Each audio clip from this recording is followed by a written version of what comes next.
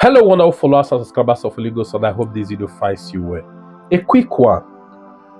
Today, Deji Adeyanju was on Channels TV, okay, where he unleashed so many lies against Peter Obi. Now, I don't need to be close to Peter Obi. I want to use what is in the public space to judge this guy.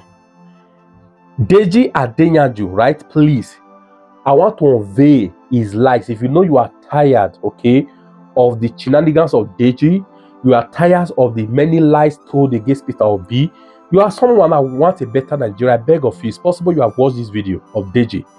Please, watch this his interview. After that, do not go, because that's the important place. That's where I want to submit his lies to you. By the way, why did he run to Channels TV to, grant the interview sweating like a Agama lizard? Why did he do that? This guy, like we all know, he has been on Peter Obi. Now, he called Peter Obi a leader of mom. He called Peter Obi all manner of derogatory names. They invested money in his family business. All manners of name. Even call him criminal. Do you understand? So Peter Obi now said, okay, enough is enough. What I want you to do, retract all these things, whether you write it, delete it, or do it this within 7 days or 8. I'll take legal actions against you. So since then, Peter, what's it called? Deji, it became so uneasy. And today, he ran to Channels TV, they swear like Christmas goat. Now I beg you, let me stop here. Please listen to it. Let's take a listen at what he said. After that, like I said, please don't leave. You got to hear the analysis, okay, on this. That's where I want to submit evidence to you. But please like this video. Let me share this video until it gets to Deji. He needs to say it. Thank you. There's no way they can win. I was just expressing my political thoughts and views. The idea of the Obi candidacy excited me, and I said, but that he needed the buy-in of Atiku and Kwankwaso. I even urged Kwankwaso to deputize Obi. I urged Atiku to step down for Peter Obi, and all that. So in the process of that analysis, just expressing my views, I also said the fact that Atiku has been running for president in perpetuity, that he cannot continue to run. I was just expressing my views as a Nigerian. So then Peter Obi all of a sudden started trying to reach out to me to meet me. But at that time I was out of the country. I think I was in Dubai or somewhere, So, but he was persistent in reaching out to me, and I was avoiding him. But I didn't want to see him because I didn't want it to look like, because I've expressed my views, which seems to be like almost in his favor, he now wants to see me and corner me to be one of his supporters. I don't want to support any position because I'm not partisan. Because some people had already started even resigning from activism and joining him. So I didn't want to join his bandwagon, but I was excited by the idea of Peter Obi because, of course, Southeast have not produced a president in a very long time, except after post-independence anyway. So I was excited. So subsequently, I made some further views, and this time around, he was more persistent. So one of his aide, a journalist, reached out to me. So we subsequently met, and I said yes. He first recommended me for some of my views and all that, and said that it would be exciting to work together. I said I'm not working with anybody. But I now made some observations about the things that he has been accused of doing in the past. Corruption. Sarah reporter reported the story where his staff was caught with money. He tried to explain it, but I was not satisfied.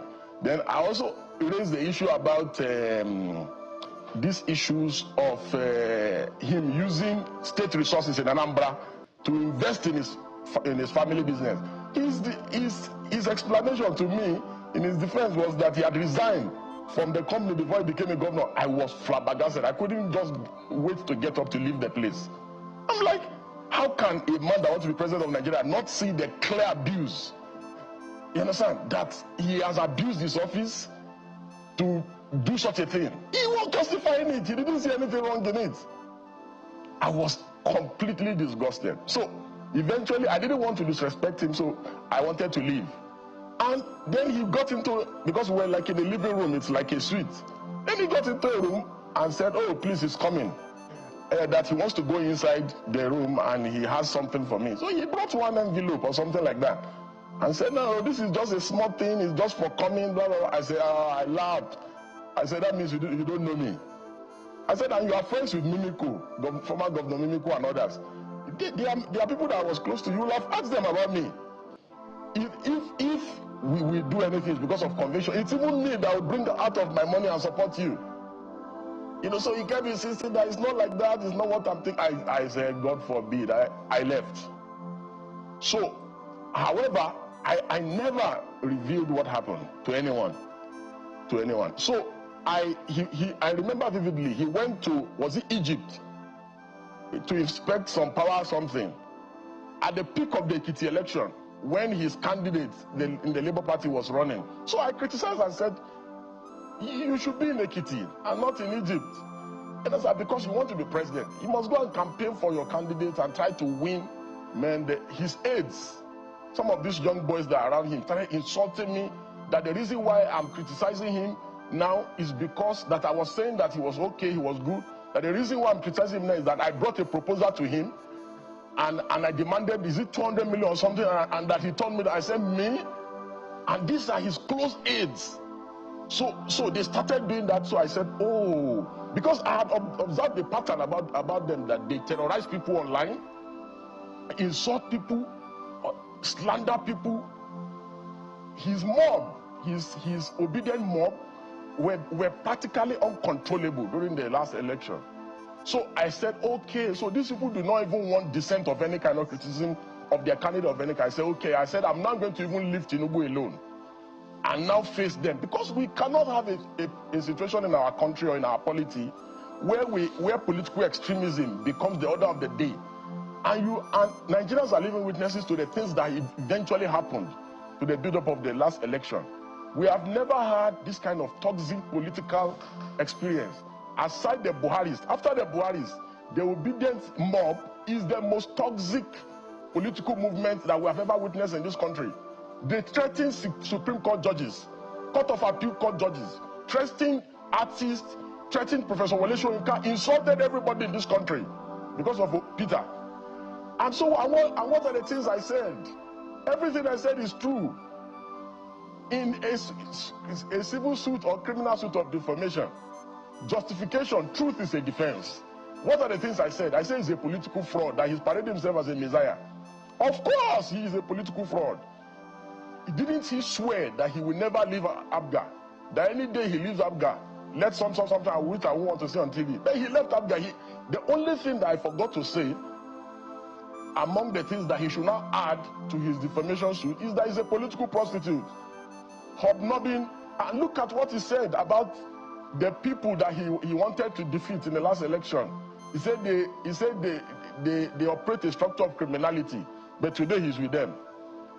He has one leg in PDP, they are discussing with him, another leg in ADC, and he's still a member of Labour Party. Confused politician. So he should do his worst.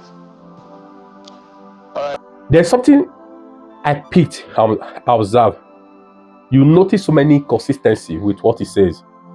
Why the inconsistency? The reason is because he actually like a person of Peter Obi, his pattern. But what make him to switch, sometimes sound like Rabu Raza, is simply because of his affiliation, his friendship with Omoyele Sowore.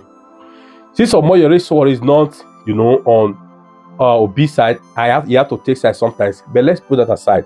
From his interview now, he said Peter Obi called these guys criminal. Now he went to join them. Okay?